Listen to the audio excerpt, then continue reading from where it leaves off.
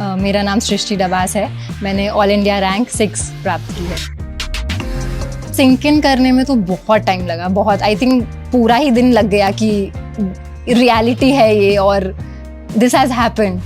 इतना प्रिपेयर करते हैं, इतना पढ़ते हैं, but then the D day पे it's asked entirely different. I never put it into number of hours. कभी एक्चुअली एक बार बैठती हूँ पढ़ने तो देखा भी नहीं कभी कितना टाइम हुआ है। More of a stress test I would say, and I think वो क्वालिटीज़ जो वो ऑब्जर्व करते हैं वो हमें आंसर्स देते टाइम पता नहीं चलता है, but they are testing how you perform under pressure. Mental health is something जिसके बारे में बात करना बहुत ज़्यादा ज़रूरी हो गया है। Me being a girl child, I wasn't even accepted while I was born. To be very honest, my interview I felt was a disaster. एक बार अगर ठान लें और एक बार सोच लें कि करना ही है, तो फिर ये क्यों सोचना कि 3rd या 4th अटेम्प्ट में करें। हमेशा एम तो हम हाईएस्ट के लिए करेंगे ना, यू नो। डिफ़िकल्टी तो मेजरली वही थी कि me being a girl child, I wasn't even accepted while I was born. उसके बाद फिर मम्मा ने भी ओवर द कोर्स बहुत सारे इश्यूज़ फेस किए, and currently my parents are separated, so my mother being my sole support entirely.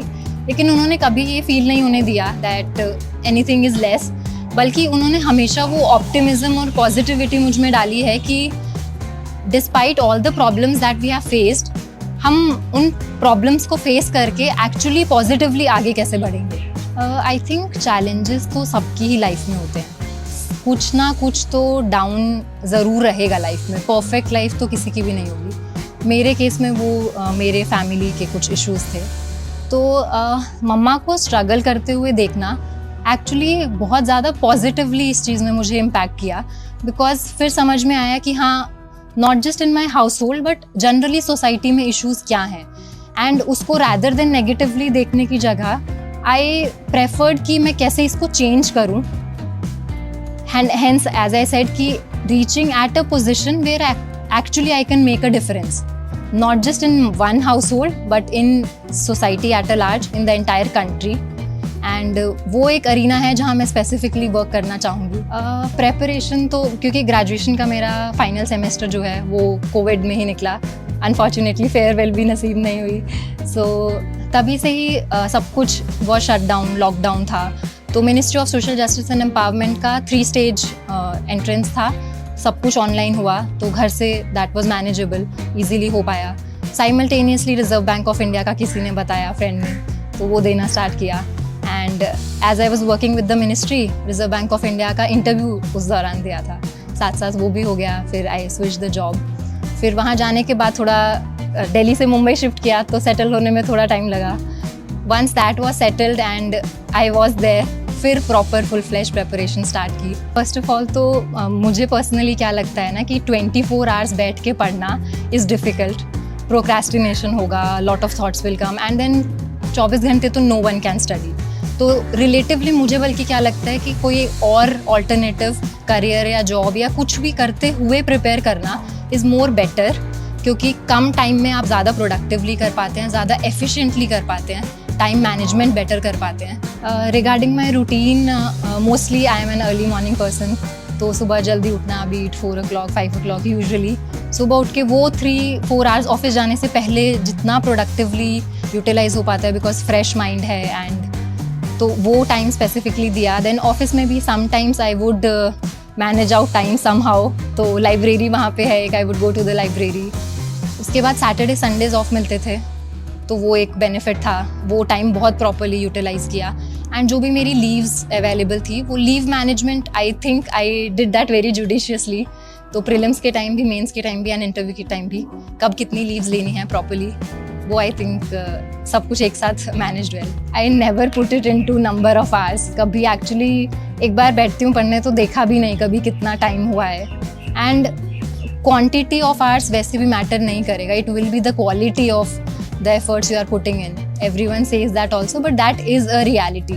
क्योंकि कम time में भी हम ज़्यादा प्रोडक्टिवली पढ़ सकते हैं, rather than ज़्यादा टाइम में वही चीज़ को धीरे धीरे पढ़ना।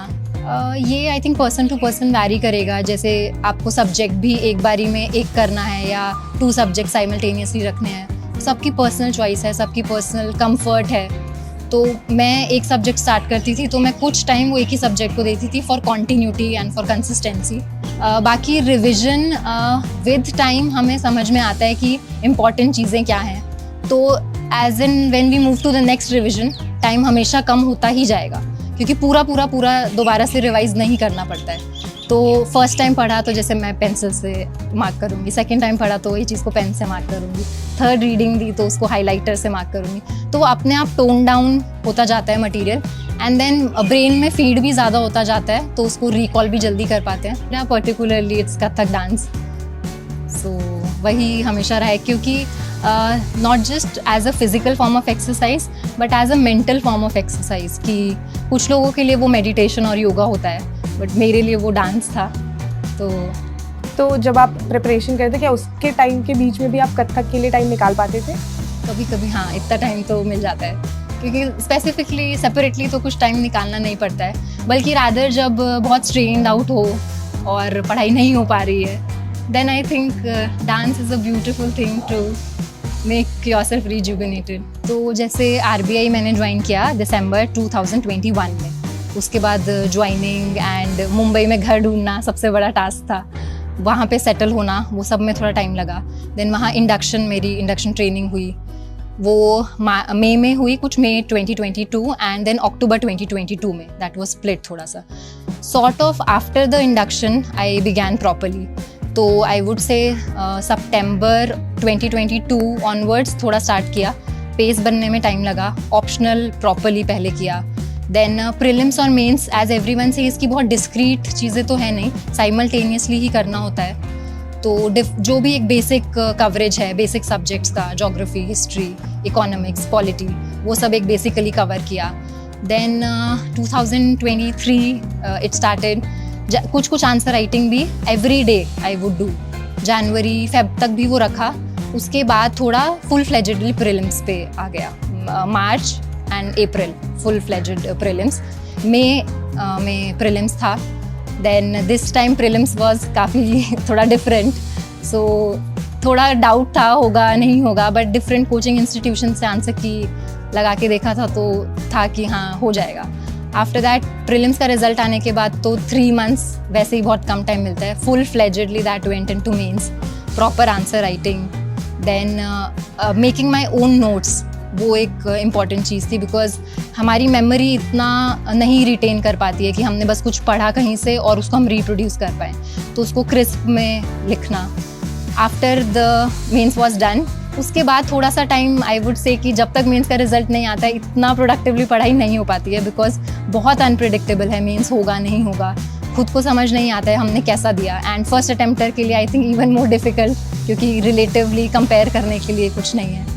तो 2 मंथ्स बाद इंटरव्यू का रिजल्ट आया. उसके बाद तो फिर एकदम ही full fledged interview, reading a lot of newspapers. First list में इंटरव्यू में नहीं आया name. Then I was expecting second list में आएगा, उसमें भी नहीं आया. फिर लगा ये तो काफ़ी लेट हो रहा है.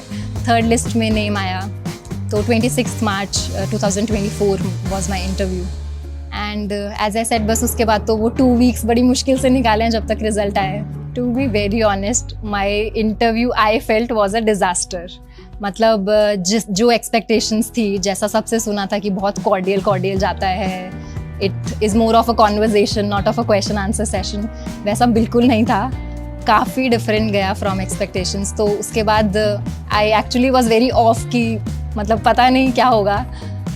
Regarding the questions it was more of a stress test I would say. And I think वो क्वालिटीज़ जो वो ऑब्जर्व करते हैं वो हमें आंसर्स देते टाइम पता नहीं चलता है, but they are testing how you perform under pressure, how you are able to respond to very unexpected questions. So questions के रिगार्डिंग जैसे one person was an army man, so he asked me core army stuff and I have no background in that. Mains के time पढ़ा होता है defence तो, लेकिन since उसको बहुत ज़्यादा रिवाइज करते नहीं है क्योंकि डैफ प्रिपरेशन के टाइम वो आया नहीं, तो those questions were a bit of track but CDS से रिलेटेड थे. What is theaterisation of warfare, what are the criterias for importing of our defense equipments, then indigenization of our weapon production. These were some of the questions. From my DAF, I think it was covered quite less, but my hobby Kathak was, I think, touched upon well. Kathak से काफ़ी चीज़ें मुझसे पूछी गई regarding Kathak maestros. Then if I am made the cultural secretary of India, how will I promote our Indian cultural heritage? That I think was a question जिसमें मेरा opinion test हो रहा था, तो उसका 3 points में आंसर दिया.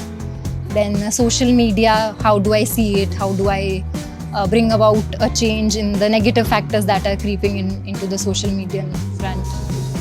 The very beginning of the interview, वो ही मुझे लगा काफ़ी ऑफ ट्रैक सा जा रहा था, बिकॉज हम इतना प्रिपेयर करते हैं, इतना पढ़ते हैं, बट देन द D-Day पे it's asked entirely different. The questions जो बिल्कुल एक्सपेक्ट नहीं करेंगे एंड एकदम फर्स्ट टाइमर होंगे, on the moment at the spot reply करना होगा.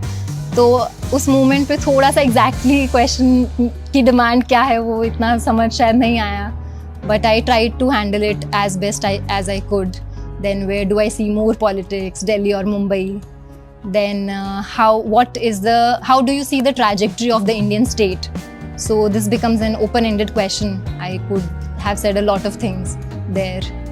Are you seeing the Indian state growing stronger or weaker? So there were a lot of opinion-based questions and बहुत सारी चीज़ों पे टेस्ट हो रहा था कि एकदम अनप्रिडिक्टेबल सिनेरियो में मैं कैसे रिस्पॉन्ड करती हूँ.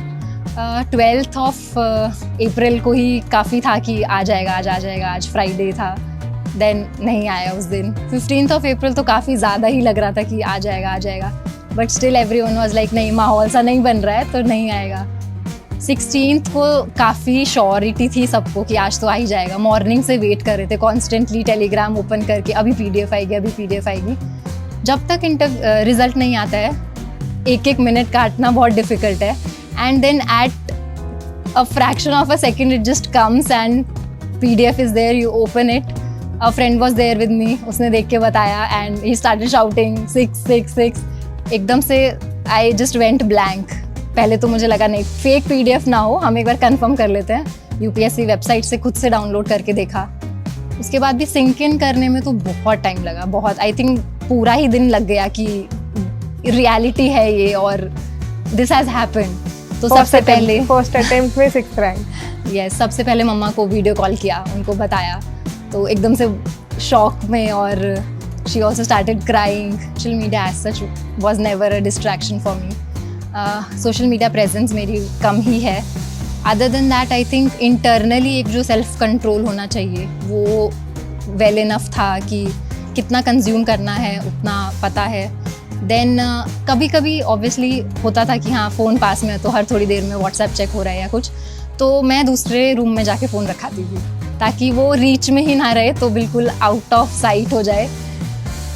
फ़ोन दूसरे रूम में है तो इजीली फिर पढ़ाई हो पाती है. आई थिंक अपने खुद के वेज हम निकाल सकते हैं how to reduce that distraction. Very recently तो 12th fail came, I watch that in a theatre only. सबके लिए आई थिंक वो काफ़ी इंस्पायरिंग रहा है. एस्पिरेंट सीरीज़ वो सबके लिए बहुत इंस्पायरिंग रही है. तो लोग देख के कनेक्ट कर पाते हैं, अपनी जर्नी से कुछ ना कुछ रिलेट कर पाते हैं. तो those have been very inspiring. In this regard mental health is something जिसके बारे में बात करना बहुत ज़्यादा ज़रूरी हो गया है. हम लोग सिर्फ फिज़िकल हेल्थ की बात करते हैं, बहुत कम लोग हैं जो मेंटल हेल्थ को समझ पाते हैं. उससे भी कम लोग हैं जो मेंटल हेल्थ को ट्रीट कर पाते हैं, काउंसलिंग ले पाते हैं. तो ये बहुत ज़रूरी है that we open up, we speak, we discuss, we talk, we communicate जो भी प्रॉब्लम्स हम फेस कर रहे हैं. Because life is very very precious. I believe चाहे कितनी भी प्रॉब्लम्स हो, लाइफ एंड करना तो कभी भी सॉल्यूशन नहीं है. It's like you are running away from the problem will not stop chasing you. Then you have to face it and कोई ना कोई तरीका, कोई ना कोई सॉल्यूशन हमेशा हर केस में, हर सिचुएशन में डेफिनेटली होता है. बस वही है that we have to find that positive ray of light and we'll cross the tunnel of darkness. You know, हम प्रॉब्लम्स को देखते हैं कि कोई प्रॉब्लम आई और हमने बहुत नर्वसनेस और एंग्जाइटी में वो प्रॉब्लम को देखा. बट माई मदर सेज कि look at it positively in a way that you see it as butterflies in your stomach. Butterflies being the most beautiful creatures, and all of us can definitely metamorphose into beautiful butterflies. We'll have beautiful wings, we'll hop onto so many beautiful flowers. तो I think ऐसा कुछ metaphorically भी हम कभी कभी सोच के खुद को पॉजिटिविटी दे सकते हैं ताकि सभी प्रॉब्लम से थोड़ा मैनेज कर सकें। एक तो ये परसेप्शन तो चेंज करने की काफ़ी ज़रूरत है, बिकॉज आई फील एक बार अगर ठान लें और एक बार सोच लें कि करना ही है, तो फिर ये क्यों सोचना कि थर्ड या फोर्थ अटेम्प्ट में करें। हमेशा एम तो हम हाईएस्ट के लिए करेंगे ना, you know, we'll aim for perfection, so at least we'll reach excellence. And तो dream big, dream for AIR one, I would say सबको। तो बाकी फिर जो मिलेगा उसको हम्बली हम एक्सेप्ट करेंगे।